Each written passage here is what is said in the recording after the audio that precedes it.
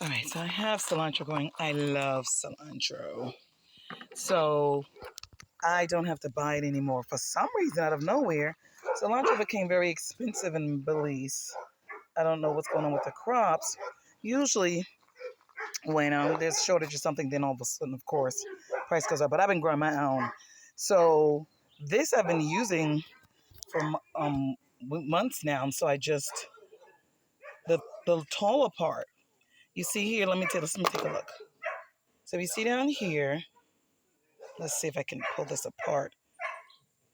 You see you have the long stems right here, and then there's pieces branching out of it, like here and here and here, branching out of it. You go above that, and you cut the taller pieces off, and it just continues to grow.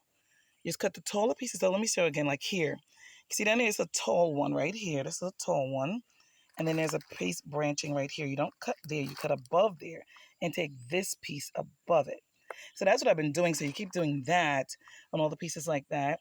And then it just continues to grow, and produce. So whenever I need cilantro, it's ready. And let's see what else. I've also been using my peppers.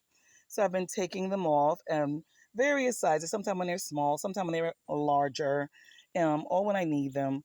And just taking them and dropping them in my food and my salads. We got some small ones coming up here right now, just starting. You got these getting a little bigger. I can take them now, but I'm going to let those stay there a little bit longer, and I'll grab one of the larger ones. And we'll do that today when I make my soup. I think I'll use this pepper for today. This sweet pepper. I'll use this one for my soup. And now for the cilantro, let me get a couple of pieces. So I'm going to cut this one here. I actually need someone to hold this. There's one piece here. So I'm going to cut a few more and take them and go put them in my soup today. Yes, yes, yes, yes.